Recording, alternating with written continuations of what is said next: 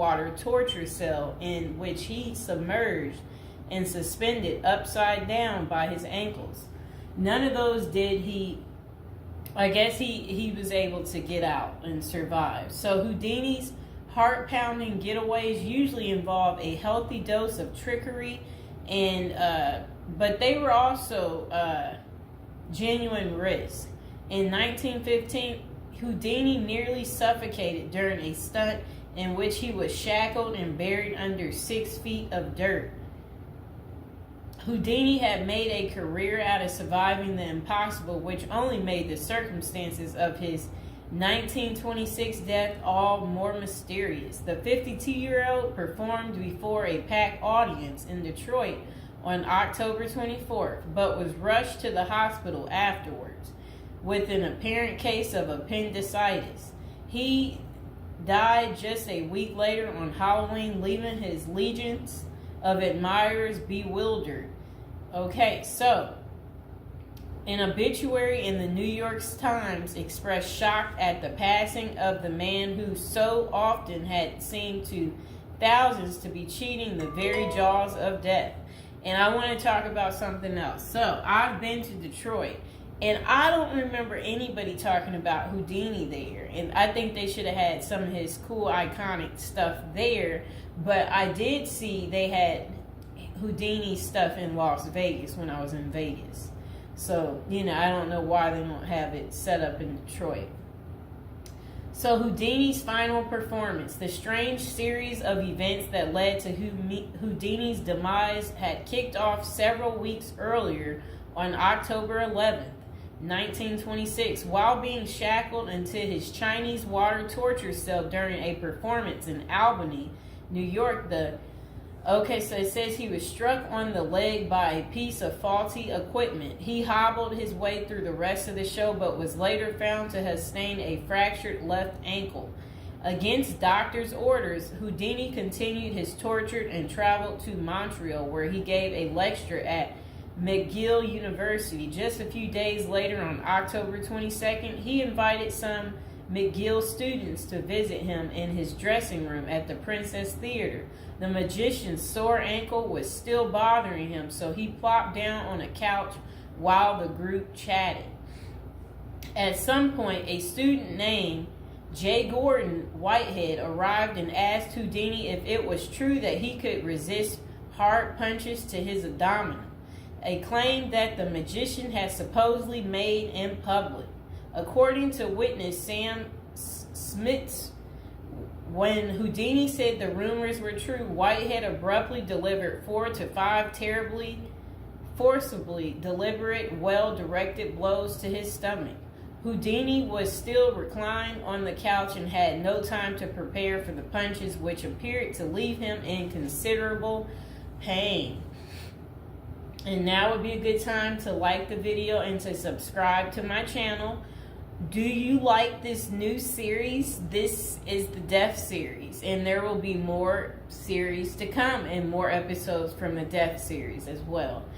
And do you like my prison series? And if you haven't checked out my prison series I created just for you, you can go ahead and check out my playlist. And there's also a love spell series that I think you will enjoy too checking out.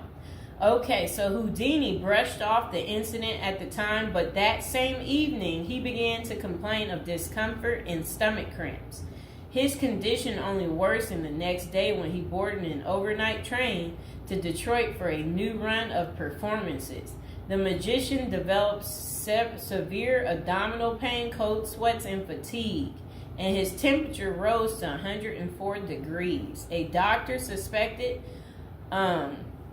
appendicitis and instructed Houdini to go to a hospital, but the performer insisted on taking the stage for his opening night show at Garrick Theater. Isn't that really funny? He still wanted to work even though he wasn't doing so well. Okay, he proceeded to struggle through his routine before collapsing immediately after the final curtain. The show would be Houdini's last. The same night, he was taken to a Detroit hospital and prepared for surgery. Doctors successfully removed his appendix, which was found to have ruptured several days earlier. but it had already poisoned his insides. Despite a grim prognosis, the magician clung to life until October 31st, when he died with his wife Bess and his 2 brothers by his side. The official cause of Houdini's death was listed as peritonitis caused by a ruptured appendix. At the time, the magician's doctors firmly believed that the illness was the result of so I guess some guy had given him something backstage during an encounter in Montreal. Okay, so such cases of traumatic appendicitis are extraordinarily rare. One study found only a couple dozen instances over a nearly 20-year period, but in 1926 the diagnosis was widely accepted. Houdini's life insurance company was even forced to pay his wife a double for accidental death. Okay, so doubts arise over the escape artist's death. Houdini was laid to rest in Queens, New York. And this is what his little, I never knew that was where he is. Well, there he is right there. Okay, that was his tombstone. Okay, so look, maybe I can put that tombstone as the thumbtack, people. Okay, so Houdini was laid to rest in Queens on November 4th, 1926, but rumors about his unusual death have persisted ever since. Many of the theories tend to focus on the magician's contentious relationship with spiritualism, a pseudo-fed religion whose adherents once claimed it was possible to communicate with the dead through seances and mediums.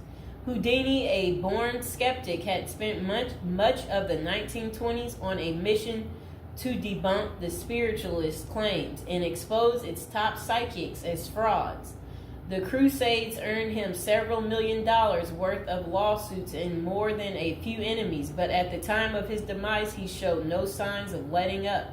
Just a few months earlier, he had testified in front of Congress in support of a bill to outlaw fortune-telling in Washington, D.C.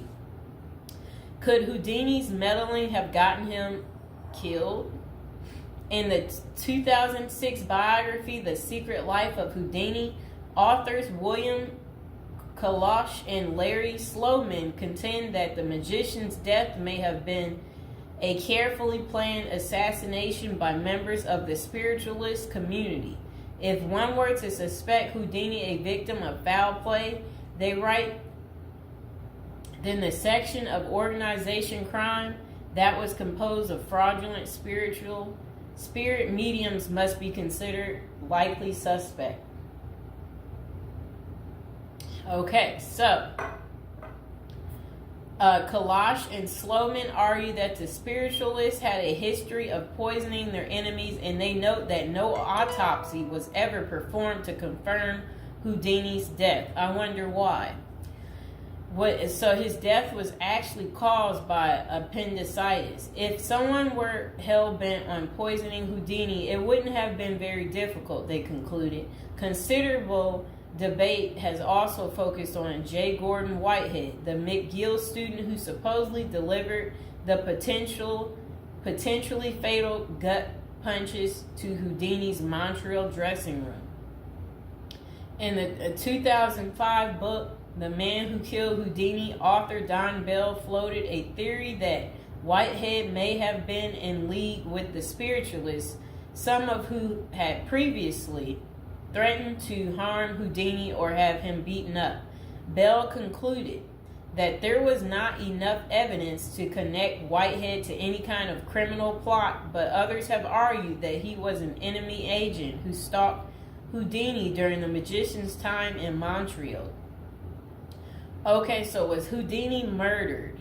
The true cause of Houdini's demise may never be known for sure, but the majority of scholars tend to dismiss the murder theories as mere speculation. For them, the more pressing question is whether Houdini's ruptured appendix had any connection to the stomach blows he received a few days earlier. Don't forget to like the video, and if you're new to the channel, go ahead and hit that subscribe button. So while the evidence shows that such conditions is indeed possible, many consider it more likely that Whitehead's punches simply caused Houdini to ignore an already existing case of appendicitis.